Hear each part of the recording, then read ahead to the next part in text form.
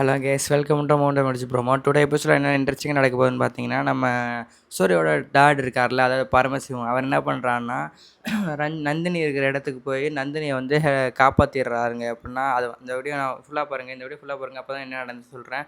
நம்ம சேனலுக்கு நீங்கள் புதுசாக வந்துட்டு நம்ம சேனல் சப்ஸ்கிரைப் பண்ணி வச்சுங்க, மறக்காம பெல் ஐக்கனை கிளிக் பண்ணி வச்சுங்க. அப்போ நம்ம போகிற வீடியோஸ்லாம் உங்களுக்கு உடனே வரும். வாங்க வீடியோக்களை போகலாம். எப்படின்னா நந்தினி இருக்கால, நந்தினி விவேக்கும் வந்து சூர்யாவோட வீட்டுக்கு போயிருப்பாங்க. வீட்டுக்கு போயிட்டு எப்படின்னா, அந்த சுரேகாவோட பெஸ்ட்டு ஃப்ரெண்டு ஹேமா இருப்பாங்கல்ல, ஹேமா சாகிறதுக்கு முன்னாடி என்னை வந்து கொலை பண்ணது ரஞ்சித் தான் சொல்லி செவத்தில் எழுதி வச்சுருப்பா. அதை பார்க்கறதுக்காக நந்தினியும் விவேக்கும் போயிருப்பாங்க. ஆனால் அங்கே போன மாதிரியே அந்த இடத்துல ஒன்று அவன் நினச்சி போயிருப்பானா ஏதோ எழுதி வச்சுருக்காங்கன்னு நினச்சி போவான். ஆனால் அங்கே போனோன்னே பக்கா எவிடன்ஸும் சிக்கிடும். எப்படின்னா சாகிறதுக்கு கடைசி நிமிஷத்துலேயுமே அந்த சுரேகாவோட ஃப்ரெண்டு ஹேமா என்ன பண்ணியிருப்பானா, என்னை வந்து ரஞ்சித் கொலை பண்ண பார்க்குறான்னு சொல்லி எழுத போகிற நேரத்தில் என்னை ரஞ்சித் கொலை அப்படின்னு சொல்லி எழுதி முடிச்சிருப்பா.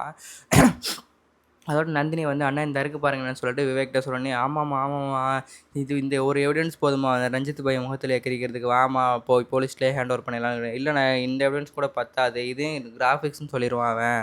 எது எப்படிமா கிராஃபிக்ஸ் சொல்ல முடியும், அதாம்மா இது எழுதியிருக்குல்ல, அந்த வீடியோஸில் பார்த்தா அவள் சுரேகோட ஃப்ரெண்டு ஹேமா எழுதுகிற மாதிரியே இருக்குது. அப்புறம் என்னம்மா இதாகும், அதனால் ஒரு பிரச்சனையும் இருக்காதுமா அப்படின்னு சொல்லிட்டு மாமா ஹேண்ட் ஓவர் பண்ணுவோம்னு சொன்னது. இல்லை நான் இன்னொரு எவிடன்ஸ் இங்கே இருக்கிறேன், இது ரஞ்சித்தோட லேப்டாப் ஒன்று ரஞ்சித் ரூமில் இருக்குது, வானை போய் எடுப்போம்னு சொல்லுங்க. அண்ணா அம்மா ரிஸ்க்லாம் எடுக்காதம்மா, டப்புன்னு யாராச்சும் ஆள் வந்துட்டு நம்மளை மாட்டிக்கிடுவோம்மா, ரிஸ்க்லாம் வேணாம்மா, இதுவே போதுமா போகலாம், நம்ம விடிஞ்சால் கல்யாணம், நம்ம போய் தூங்க கூட வேணாமா அப்படின்னு சொன்னீங்க. ஆனால் இப்போ விட்டால் சரியான சந்தர்ப்பம் கிடைக்காதுண்ணா, ஏன்னா இப்போ எல்லோரும் கல்யாணம் பிஸியாக இருப்பாங்க. ஒரு தடவை நான் ஏற்கனவே எடுக்க போய் தான் அந்த ஹரிதா மேடம் பார்த்து பெரிய பிரச்சனை ஆயிடுச்சு. இப்போ யாரும் வரமாட்டாங்க, போனால் அப்போ எடுத்துடலாண்ணே. அதோட அப்படி சொன்னோடனேயே, சரிம்மா ரிஸ்க் எடுக்கணும்னு விரும்பிட்டேன், நீ போய் எடு, நான் இங்கே நின்று பார்த்துக்கிறேன், ஆள் வராங்களா அப்படின்னு சொன்னோடனே சரிண்ணேன்னு சொல்லிட்டு ரஞ்சித் ரூமில் போய் நந்தினி வந்து லேப்டாப் தேடிட்டு ஒரு வேளை லேப்டாப்பை வந்து எடுத்துட்றா. ரொம்ப நேரம் தேடி ஒரு லேப்டாப் எடுத்துடனே இங்கிட்ட வந்து ரஞ்சித் வந்து யோசிக்கிறான். எப்படின்னா பரமேஸ்வர்கிட்ட பேசிடுறான், இந்த மாதிரி சூர்யா வந்து வெளியே வராமல் ஆக்கிட்டீங்களான்னு எல்லாம் பக்காவாக ஆக்கியாச்சு, சூர்யா வெளியே வராமல் ஆக்கியாச்சு. இப்போ வந்து நம்மளுக்கு தேவை என்னென்னா அமௌண்ட்டு தான். அந்த ஏசி வந்து ரொம்ப காசு ஆசை பிடிச்சோன்னா இருக்கான் அவன் மருமகனேன்னு சொன்னோடனே, எவ்வளோ வேணும் அப்படின்னு சொன்னோடனே, அவன் ஒரு 20,00,000 கேட்குறான்னு சொன்னோடனே, அவன் வந்து ரஞ்சித் வந்து யோசிச்சுட்டு, சரி ஓகே 20,00,000 தானே, நான் அனுப்பி வைக்கிறேன் ஓகேவான்னு சொல்லிட்டு கட் பண்ணிவிட்டு, அப்புறம் அந்த பரமேஸ்வர்கிட்டே சொல்கிறான், சூர்யா வந்து எப்படியும் தப்பிச்சு வந்தாலும் நம்ம இன்னொரு பேக்கப் பிளான் ஒன்று வச்சுக்கணும், அவன் எப்படி ஸ்டேஷன்லேருந்து தப்பிச்சிட்டாலும் கல்யாணம் பண்ணுறதுக்கு வரக்கூடாது, அதுக்கு நீங்கள் ஏதாச்சும் பண்ணிடுங்க அப்படின்னு சொன்னோன்னே, அதுதானே மாப்பிள்ள நான் பார்த்துக்கிறேன், அசால்ட்டாக விட்டுறாதீங்க அப்படின்னு சொன்னேன். ஓகே நான் பார்த்துக்கிறேன்னு சொல்லிட்டு பரமேஸ்வரி கட் பண்ணிவிட்டு அவனே திட்டுறான், இவன் ஒன்றுடா அப்படின்னு சொல்லிட்டு, நான் உனக்கு வேலை பார்த்து கொடுப்பேன், எனக்கு கமிஷன் காசு வேணாமா அப்படின்னு சொல்லிட்டு, இப்போ ஒன்றும் பிரச்சனை இல்லை, இப்போ அவன் தப்பிச்சு வந்தாலுமே மகளுக்கு நான் வந்து அடையாளம் செட் பண்ணி வச்சுருவேன், அவனால் உள்ளே வர முடியாதுன்னு சொல்லிட்டு பரமேஸ்வரி மனசுக்குள்ளே நினச்சிட்டு காரில் ஏறி போயிடுறான். எங்கிட்ட வந்து நந்தினியை பற்றி யோசிச்சுக்கிட்டே இருக்கான். யாருன்னா ரஞ்சித் யோசிச்சுக்கிட்டு, இவன் நந்தினி எங்கே போயிருப்பான்னு சொல்லி யோசிச்சுக்கிட்டு இருக்கும்போது லாஸ்ட்டாக அவனுக்கே ஃபைண்ட் அவுட் ஆகிட்டான். எப்படின்னா ஒருவேளை என் லேப்டாப் இருக்கிறதுக்காக வீட்டுக்கு போயிருப்பாளான்னு சொல்லிட்டு இருக்கும்னு சொல்லிட்டு நம்ம போய் ஒரு இதுக்கும் செக் பண்ணிட்டு லேப்டாப் எடுத்துகிட்டு வந்துடுவோம்னு சொல்லிட்டு ரஞ்சித் வந்து ஒரு ஆட்டோவை புக் பண்ணி ஆட்டோவில் வந்து போயிட்டுருக்கான். போயிட்டு கரெக்டாக ஆட்டோ வந்து சூர்யா வாசல் வந்தோடனே கதவு திறக்கும்போது பார்க்குறான், உள்ள விவேக் வந்து பைக்கில் உட்காந்து அவன் ஒய்ஃபுக்கிட்ட பேசிக்கிட்டு இருக்கிறத பார்த்துட்டு ஷாக் ஆகிட்டு, அச்சோ இவன் எப்படி இங்கே வந்தான், அப்போ இவன் இங்கே இருக்கான்னு தெரிஞ்சால் நந்தினி இங்கே தான் இருப்பான்னு சொல்லிட்டு ஏதாச்சும் பண்ணணும், இன்றைக்கி நந்தினி மட்டும் உயிரோட விடக்கூடாதுன்னு சொல்லிட்டு பின்ன இங்கேருந்து தேடி பார்க்குறான். தேடி பார்க்கும்போது அங்கே பக்கத்தில் ஒரு கட்டை கிடக்கு. கட்டையை எடுத்துகிட்டு போயிட்டு அப்படியே பின்னாடியே போல் விவேக் மண்டிலே அடிச்சிட்றான். விவேக் வந்து தலையை குத்திட்டு விழுந்துடுறான், அப்படியே மயங்கி விழுந்துடுறான். செத்து போனானோ அது தெரில, ஆனால் மயங்கி விழுந்துடுறான். தரன்னு எழுதிட்டு உள்ள அப்படின்னா பிடிச்சவனுக்கு தரன்னு எழுதிட்டு போயிட்டு ஹாலில் கட்டி போட்டுட்டு, இவன் இங்கே இருக்கான்னா நான் நந்தினி இங்கே தான் இருப்பான் சொல்லிட்டு என் ரூமில் தான் இருப்பான், நந்தினி எப்படியாச்சும் இன்றைக்கி உயிரோடு விடக்கூடாதுன்னு சொல்லிட்டு நந்தினியை தேட ஆரம்பிக்கிறான்.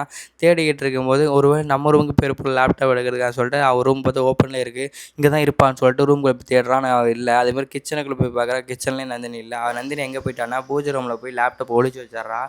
ஒழிச்சு வச்சுட்டு வெளியே வரும்போது இவன் பார்த்துட்றான், ஏன்னா ரஞ்சித்தை பார்த்துட்டு அடியே நின்று நந்தினி ஒன்று சும்மா விட மாட்டேன், லேப்டாப் எங்கடின்னு கேட்கும்போது, லேப்டாப்பா அதுதானே நானும் தேடிட்டு இருக்கேன்னு சொல்லி மழை போயிட்டு இருக்கே, நடிக்காதடி என் லேப்டாப்பை காணோம் அப்படின்னு சொன்னேன். நானும் தானே தேடிட்டு இருக்கேன்னு சொல்லிட்டு ஒழுங்காக அப்புறம் லேப்டாப் இருக்கிற இடத்த சொல்லிட்டு இல்லாட்டா அவளை தான் சொல்லிட்டு ரொம்ப மல்லு கட்டிகிட்டு இருக்கும்போது இங்கிட்ட வந்து பார்த்தா விவேக் வாயை பொழந்து கிடக்கிறது. அண்ணன் என்னென்ன ஆச்சுன்னு அவன் சிரிக்கிறான், சூர்யா சிரிக்கிறான்.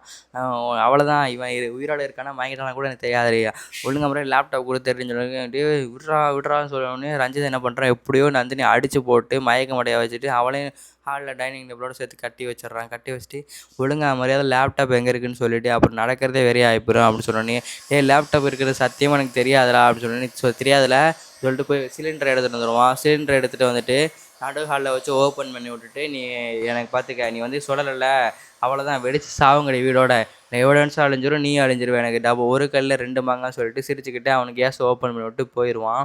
இங்கிட்ட வந்து போகும்போது எப்படின்னா சூரியோட அப்பா இருக்கார்ல பரமசிவம், அவருக்கு வந்து தூக்கமே இருக்காது. ஏன்னா சூர்யா வந்து போலீஸ் அரெஸ்ட் பண்ணி போயிடுச்சு. நந்தினி வேறு என்றைக்குமே பொய் சொல்லாத நந்தினியும் யாரையுமே பழி சொல்லாத நந்தினி வந்து இவன் ரஞ்சித் மேலே பழி சொல்கிறான்னு சொல்லி யோசிச்சுக்கிட்டே இருக்காரு. அந்த சமயம் பார்த்து ரஞ்சித் கரெக்டாக வரதை பார்த்துட்டு இவர் ஷாக் ஆகிட்டு ஒளிஞ்சு பார்க்குறாரு.